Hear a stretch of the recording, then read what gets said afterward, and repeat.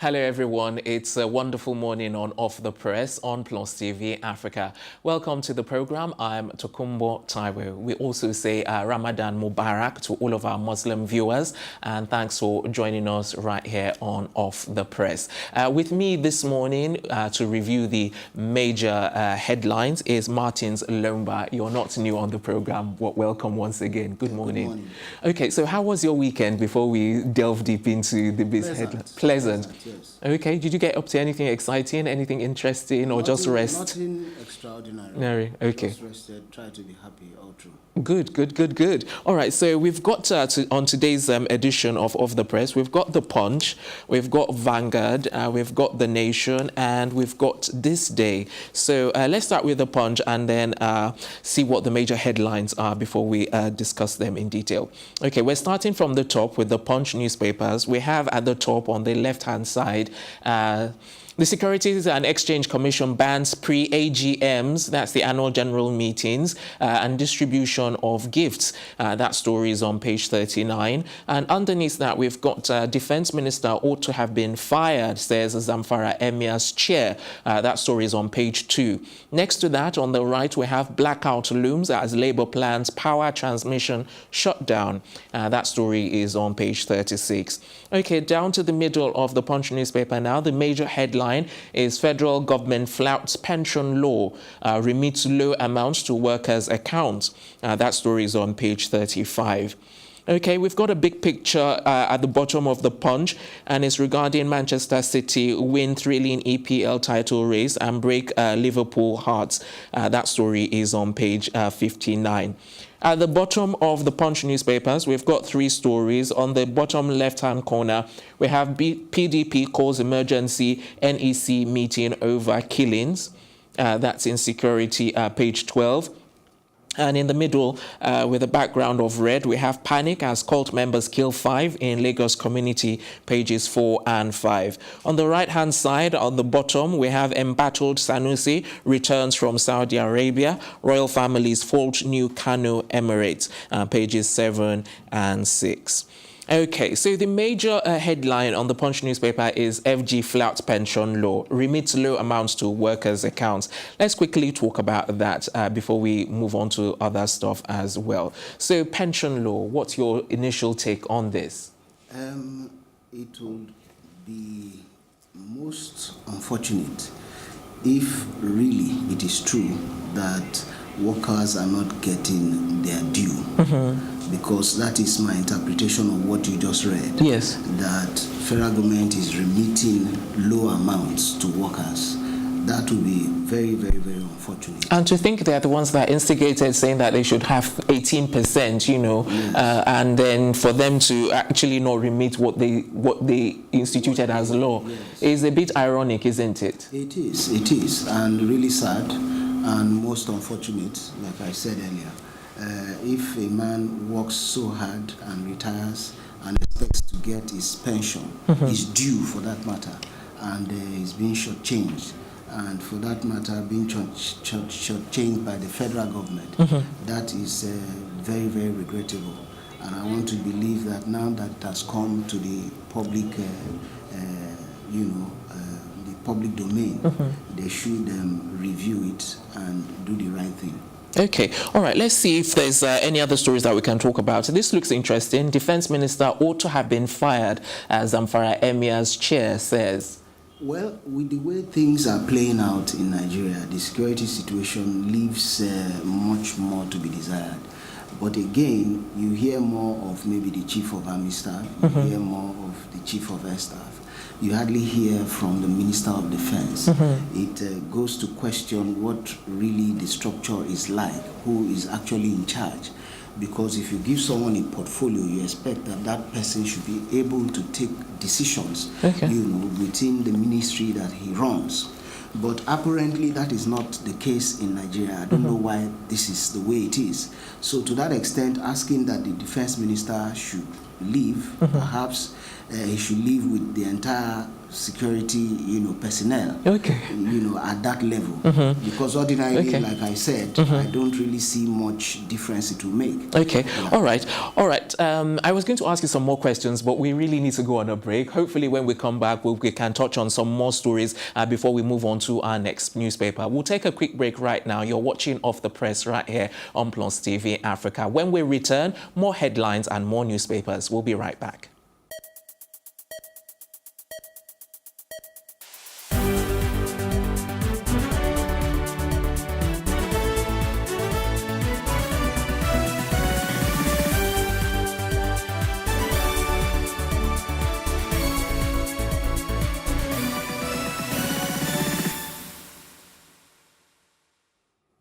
Welcome back. You're watching Off the Press right here on Plus TV Africa, where the big stories live. Before the break, we were discussing the Punch newspapers, and we were discussing Defense Minister ought to have been fired, according to Zamfara Emir's chair. Before we move on to our next newspaper, let's just quickly round up on that. And I wanted to round up by asking you if you're in, like the Zamfara Emir's chair says, do you think the minister ought to be fired? The truth of the matter, the way I see it, you can hardly hold any minister responsible, because the portfolios that they carry, it will appear that those that operate inside of the portfolio have more relevance than the ministers themselves. We hear more, like I said before, about the Chief of Army Staff, the Chief of Air Staff, and all the other security chiefs. We hardly hear from the minister. Occasionally, when he speaks, most of his statements are controversial. So to that extent, perhaps the minister and all of those in the hierarchy of the armed forces should just go, because we're not getting results. We cannot reinforce failure by any standards. Okay. All right, let's move on to our next newspaper now. We have Vanguard next, and Vanguard does have a lot of stories. We'll start from the top once again. In the top left-hand corner, we have companies record weak earnings amidst sluggish economic growth. And next to that, we've got alleged fraud. No money lost, says CBN. That story is on page 9. And in the top right-hand corner, we have insecurity. We're up to the task, presidency says. Underneath that, we've got Army and ISWA engage in claims and counterclaims over killings in Borno State. If you want to find out more about that, grab a copy of the Vanguard. It's all detailed in page 9. The major, let's look at the central part of the Vanguard. We have a picture of the football match between Manchester City, we could beat Brighton 4-1 and yesterday to finish 98 points. So that's the picture in the middle of the Vanguard newspaper. But the major headline is at the bottom, and it's regarding the NSITF, Kokori Labour tackle presidency. And underneath that, Kokori says, I was appointed in 2017. He insists. Presidency economical with the truth. Labour says, and New Peng slams presidency over Kokori. That story is on page 5. On the left-hand side, on the bottom, we've got on page 8, federal government deals with AMCON debtors. Osinbajo says, Paris Club Fund, Amazon consultants set for legal battle over $11.7 million. That story is on page 43. On the bottom, on the left-hand side, we have Serap urges Ganduje to reject Kanu Assembly Bill.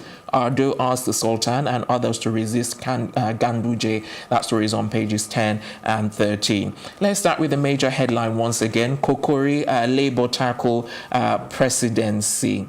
Okay. First reaction, initial this is an interesting development. You know, last week I remember saying that it was wrong, it was very inappropriate to go after the minister. So if they are coming for the presidency now, I think that that's the appropriate direction, you know, to put their, if you like, to lay their grievances. To that extent, I want to believe that Kokori, if he has an appointment letter, you know, he can take a legal option. If he doesn't have an appointment letter, then too bad. He just has to go to the school that they asked him to go and share the board. But outside of that, I think that it is regrettable that the government will give you notice that you're going to head maybe a parastatal or an agency, and all of a sudden, you know, the chairs change and they bring somebody else without any, if you like, very bona fide excuse to that extent, I think that Labour is on the right track. They need to really square up with this presidency. I think they are getting too soft, kind of response from Labour and from the rest of the population. Okay, Kokori insists that he was appointed in 2017. So from what he's saying basically is like there's some kind of propaganda taking place, concerning him being employed onto, As far as I'm concerned, Kokori is a very veteran Labour leader. He worked on the side of the masses. We know what happened after the June 12, 1993 elections. He decided to use N2BN to square up with the government of the day, the Sani Abacha federal military government. And for a long time, he was missing in action.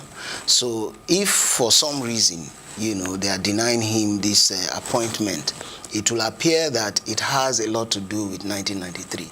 That is my impression. And that is because, don't forget that Abacha happens to be a good ally or was a good ally of the current president. I'm just saying, that's my speculation. Okay. Because there's really no reason, to deny him that appointment. No reason whatsoever. Okay. All right. So in line with some of the things that you said and in line with one of the sub-headlines here, Labour says presidency is economical with the truth. Do you think that's the case? They're being economical with what is really going on? Obviously, that is the true position from those of us who are looking from the sidelines. That apparently is a true position. And I must say that it is a good development that this time around, Labour has actually identified where their complaints should go. Okay. All right. Let's move on to our next newspaper now. We have the Nation newspaper next, and number of headlines and stories once again. And at the top on the left-hand corner, we have the Kokori story once again. This one says he loses battle for NSITF board chair, ex-N2BN secretary for Labour Institute. That story is on page 5 on the Nation newspaper. And on the right-hand side, we have presidency lists government anti-crime measures. Evildoers will be beaten badly. That story is on page 6. Okay, we've got the picture of the Premier League trophy by Manchester City's jubilant players once again in the middle there. That story is detailed on page 47, and the main headline is at the bottom: business giants in trouble over 5 trillion naira AMCON debt. Underneath that, we have Osinbajo: government will set examples with top debtors to deter others. At the bottom of the Nation newspaper, we have a number of stories once again, and on the bottom left-hand corner, we have Justice Forum leader Olatunji Hamzat, who passes away. The story is detailed on page 9. And next to that, we have AFDB okays $200 million for Nigeria's electrification. That story is on page 19. And then we have on the bottom right-hand corner of the Nation newspaper, priest and 5 others die in Burkina Faso church attack. Okay, so the major headline is a business one, business-related story. Business giants are in trouble over the 5 trillion naira AMCON debt. Okay, what's your take on this? I think that it is not to the betterment of Nigeria. For every where you look, there is debt here and there. The federal government is owing a lot of money. Exactly. Private individuals are owing a lot of money. Corporate organizations are owing a lot of money. I mean, what is that? It's a credit crisis. It doesn't really make any sense. If you get work done, the system should be able to pay you for the work done. I remember that the first time I was jolted to this reality was, I think, in Palestine, and I heard that the World Bank, or was it the IMF, was going to give them some credit to be able to pay for overheads. I mean, I don't understand that. It makes no sense that you eat and I'll be the one to go to the loo on your behalf. It makes no sense. If I swallow food, I should end up at the restroom, not the other way around. So to that extent, it's a good move if government is really serious about it. This is not the first time we're hearing things like that. We've had experiences with failed bank tribunals before now, and we also know that a number of enterprises have actually faded out, whether it's the Okada, Abaka, Bellevue, all manner of things in the aviation, and of course in the industrial part of it too. You find that many companies, many industries cannot really function, and the debt burden is so huge. Don't forget also that the interest rate is simply nonsensical. So by and large, if individuals are owing, they must find a way around that crisis. It's not going to help Nigeria in any way, but it's a good move. Let's quickly talk about AMCON, because AMCON, I think, was established like in 2011, and so far, 2011 to now 2019, that's like 8 years, and apparently they've only recovered just 1 trillion naira, I think, so there's still a deficit. In 8 years, only one. That does not augur well, does it? It is a system thing. The paralysis in the system is so humongous, it's so nerve-wracking that if we want to solve Nigeria's problems, we must come out and say these things exactly as they are. If for some reason I go about in, in Babariga or in my suit and whatnot, and excuse me, all I do is spend money that is not my own. For goodness sake, the system should be able to call me to order. And that is precisely where the problem is. If a big man is a friend to another big man in government, somehow they shield him from the law taking his course. And this time around, we must address this problem so that AMCON will be able to recover a lot of these debts and help the economy to blossom again. Okay. All right, let's move on to our next newspaper now. We have This Day newspaper, and looking at the top of the newspaper, we have "No monies missing, stolen in central bank," says Okorafo. We've seen that story on a number of the newspapers that we have here today. And underneath that story, we have APC expresses satisfaction with support for Lawan and Gbajabiamila, page 8. And the main headline is "Evildoers will be defeated. Presidency reassures Nigerians. Gives timeline of security operations." And just underneath that, we have on the left-hand side, Ganduje presents staff of office to new emirs. Sultan urged to challenge action. That story is on page 8. Nigeria loses 16,458 megawatts to gas grid constraints. That story is on page 9. Okay. I wanted us to discuss this new emirs, the new twist to that, but we've been talking about it all week. So let's quickly go to the headline. Evildoers will be defeated. Presidency reassures Nigerians. Do you think this is same old that we've been hearing, or do you think this time is a cold? Of course, it's the same thing. Like Fela would say, it's all shakara. Before now, we were hearing things like we're on top of the situation. Before now, we're hearing things like we'll cordon off, we'll do this and that. Nothing has really happened that is that will give anyone cause for cheer. It will appear that the government is feeble. That is the impression I have. Feeble and undesirous of tackling this problem head-on. And I know that the last government at some point had to declare emergency in a number of local governments to, if you like, cordon off the crisis spots. Now, if you recall what happened during the elections, most of all of these military people were, if you like, spread across Nigeria. That gave the insurgents, the terrorists, the bandits, the room to spread also, because if you leave the spot, if you move this cup from here, mind you, this cup is strategically positioned. So all of the things behind this cup are likely to remain at their positions. But once you move this, they now have the license, they now have the liberty to move. So I think that the crisis has, intensified simply because during the elections, all of these people were spread out and they didn't really make provision for the outcome that we're seeing now. So all of this is just talk. So should Nigerians should they not be reassured, or should they be reassured? As it is, every man for himself. That is where we are now. Okay, all right, and that's how we're going to wrap up on this morning's edition of Off the Press. We've been listening to our public affairs analyst, Martins Lomba. Thank you very much once again for your great insight into all of the headlines. Thank you.